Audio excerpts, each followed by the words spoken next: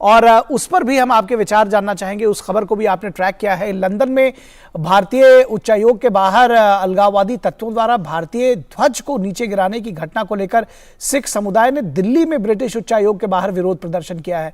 तो ये बेहद महत्वपूर्ण खबर है। किस तरह से इस पर आप जानकारी देंगे, क्योंकि जिस तरह से जो कारनामा ब्रिटेन में किया गया उसका विरोध यहाँ पर सिखों ने किया है दिल्ली में। जी, जाहिर है ये विरोध होना था। अगर ब्रिटिश गवर्नमेंट भारत की जो उच्चायुक्त है, जो हाई कमीशन है, उसकी प्रोटेक्शन नहीं कर सकती, जो वो बाउंड है वियना कन्वेंशन के अंडर। ये जो दिल्ली में तमाम हाई कमीशंस और एम्बेसीज हैं, ये भारत में जब खुलती हैं तो भारत की सरकार का दायित्व बनता है कि इनके राजदूतों को, इनके पर्सनल को, इनकी बिल्डिंग्स को, इनकी सुरक्षा होस्ट कंट्री की जिम्मेवारी है। और ये किसी म्यूचुअल एग्रीमेंट में नहीं है, ये क्लियरली एनश्राइंड है वियना कन्वेंशन के अंडर, जो आपके डिप्लोमेटिक स्टेटसेस या डिप्लोमेटिक रिलेशंस को एक फॉर्मल जामा पहनाता है। तो उसमें कल का जो वाकया हुआ वहाँ लंदन में कि वो वैंडलाइज करते हैं, सिक्योरिटी ब्रीच करते हैं, भारत का झंडा उतार देते हैं, तो उसकी बेअदबी करते हैं।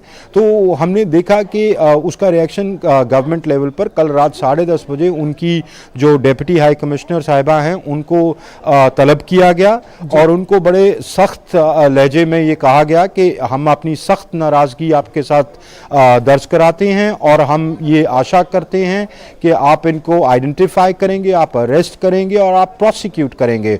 और हम आपसे ये भी अपेक्षा रखते हैं कि आपकी सिक्योरिटी, हम इसको क्लियरली सिक्योरिटी लैप्स देखते हैं, आपकी तरफ से इंडिफरेंस देखते हैं और हम ये उम्मीद करेंगे या अपेक्षा करेंगे कि आगे से ऐसे इंसिडेंट्स ना हो। तो ये तो था सरकार का रिएक्शन।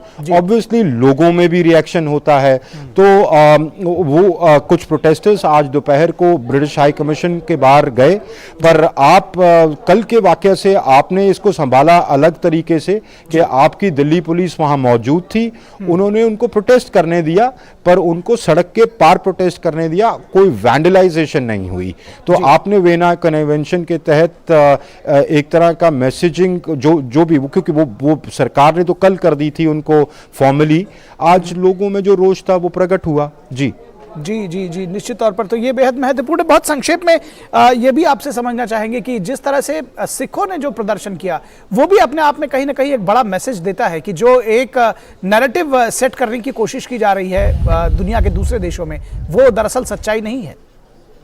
देखिए, सिखों का ऐसा है कि एक धड़ा है जिसको लगता है कि खालिस्तान मूवमेंट का कोई बेसिस है, एक धड़ा है जिसको लगता है कि उसका कोई बेसिस नहीं है।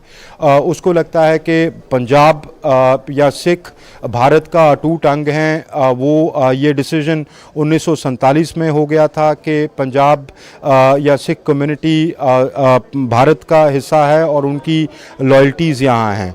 तो उस वो जो आवाज़ है उसका एक तरह से वो प्रकट हुई इस प्रदर्शन के द्वारा। जो आपने कल लंदन में देखा, या सिक्स फॉर जस्टिस की जो आवाज़ है, जहाँ जो मार्चेस टोरंटो में निकलती हैं, मैंने सुना है कि कुछ इंसिडेंट आज सैन फ्रांसिस्को की कॉन्सुलेट के बाहर भी हुआ।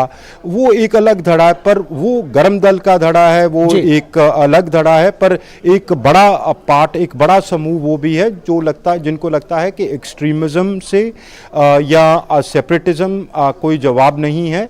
आप वो अपनी सॉलिडारिटी इंडियन स्टेट के साथ इंडियन कॉन्स्टिट्यूशन के दायरे में और एज एन इंडियन सिटीजन प्रकट करते हैं और कहते हैं कि जो भी आपकी समस्याएं हैं, आप इंडियन स्टेट को नहीं अटैक कर सकते। गवर्नमेंट के साथ आपकी हजार रोष रहे हैं, आप निकाल लें, धरने कर लें, फार्मर्स प्रोटेस्ट हुआ, ठीक है, सरकार वो आके बैठ गए, सरकार ने सुनी, वार्ताएं हुई, फिर सरकार को लगा कि ठीक है वापस लेने चाहिए फार्म बिल, सरकार ने लिए।